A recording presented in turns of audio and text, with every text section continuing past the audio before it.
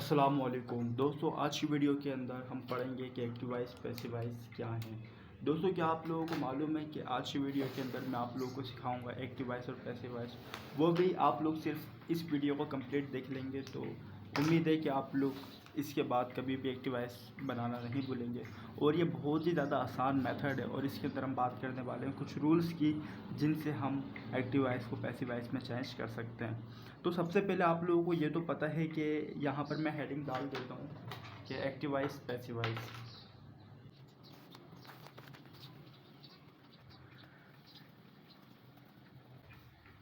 तो यहाँ पर हमने हेडिंग डाल दी एक्टिव वॉइस की, पैसिव वॉइस की। फिर दोस्तों, आप लोगों को ये मालूम है कि टेंसेस कितनी तरह के होते हैं।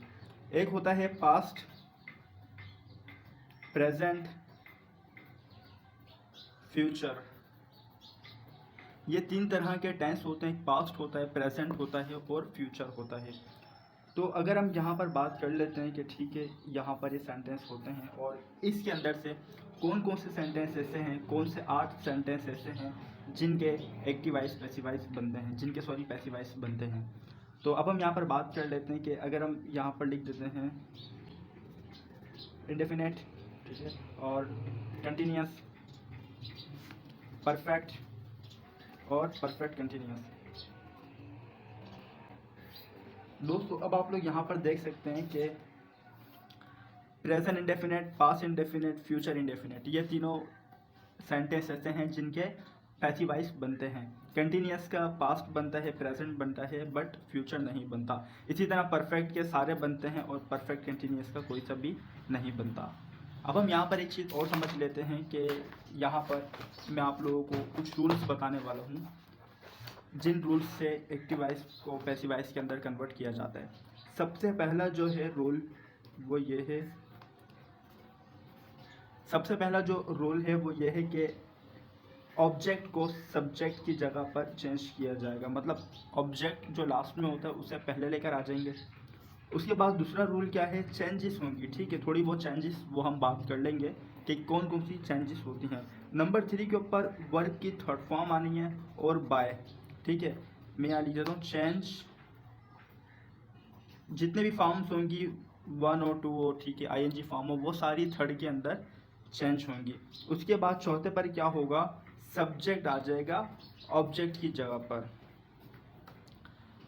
सही है, ये 4 रूल हैं। सबसे पहला क्या है कि आपने ऑब्जेक्ट को सब्जेक्ट की जगह पर लाना है। उसके बाद थोड़ी बहुत चेंजेस करनी है। उसके बाद आपने वर्ब की थर्ड फॉर्म और बाय लगाना है। उसके बाद आपने ऑब्जेक्ट की जगह सब्जेक्ट को लिख देना है।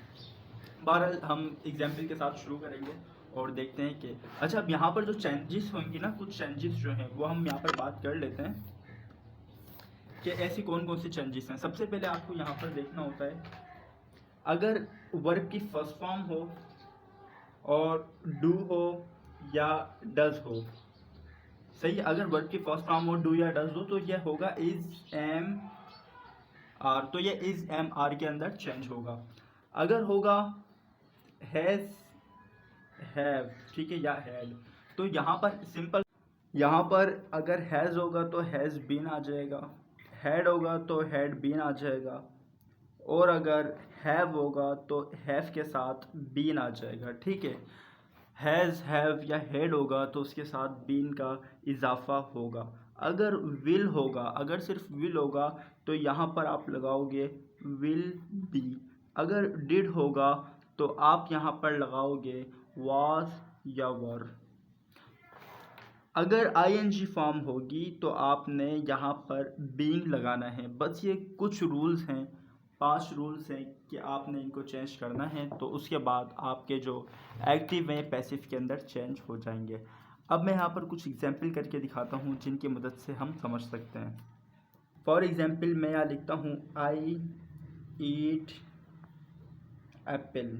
ठीक है, ये प्रेजेंट इंडेफिनेट है। आपने ये भूल जाना है कि ये प्रेजेंट इंडेफिनेट है। सबसे पहला रूल क्या था, रूल 1 क्या है, आपने ऑब्जेक्ट को सब्जेक्ट की जगह लिखना है। ये आपका ऑब्जेक्ट है, आपने इससे लिखना है सबसे पहले एप्पल। ठीक है, ऑब्जेक्ट को आपने सब्जेक्ट की जगह चेंज कर दिया। उसके बाद दूसरा रूल क्या आता है, कुछ चेंजेस होंगी। अब आपने देखना है कि यहाँ पर फर्स्ट फॉर्म में, सेकंड फॉर्म में, थर्ड फॉर्म में, ईट क्या है, फर्स्ट फॉर्म। और आपको पता है कि जहाँ पर फर्स्ट फॉर्म होगी या डू या डज होगा उसके साथ इज एम आर लगेगा। अब यहाँ पर एप्पल के साथ इज लगेगा क्योंकि एप्पल एक है, या एम लगेगा या आर लगेगा, एक से ज़्यादा है, तो यहाँ पर लगेगा इज क्योंकि एप्पल एक है। यहाँ पर ये भी हो चुका, ये भी हो चुका। अब तीसरे नंबर के ऊपर क्या चेंजेस होगी, वर्ब की थर्ड फॉर्म यूज होनी है। एट की थर्ड फॉर्म क्या है, एटन, एटन के साथ बाय, क्योंकि यहाँ पर लिखा हुआ है कि वर्ब की थर्ड फॉर्म और बाय।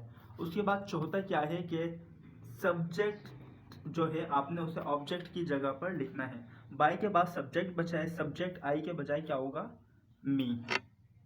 ठीक है, तो यहाँ पर जो मैंने आई की जगह पर मी लिखा है, तो यहाँ पर आप लोगों को पता होगा कि ही जो होता है वो हिम में होता है, शी हर में होता है, दे देम में होता है, वी अस में होता है, और इस तरह एक दो और हैं, वो भारत अभी मुझे याद नहीं आ रहे। तो यहाँ पर देख लो आपने कि आपने ये एक्टिव था, आपने इसे पैसिव के अंदर चेंज कर दिया। ठीक है, तो सिंपल सा, कोई इसमें रॉकेट साइंस है नहीं, सिंपल से कुछ रूल्स हैं जिनकी मदद से आप बासानी एक्टिव को पैसिव में चेंज कर सकते हैं।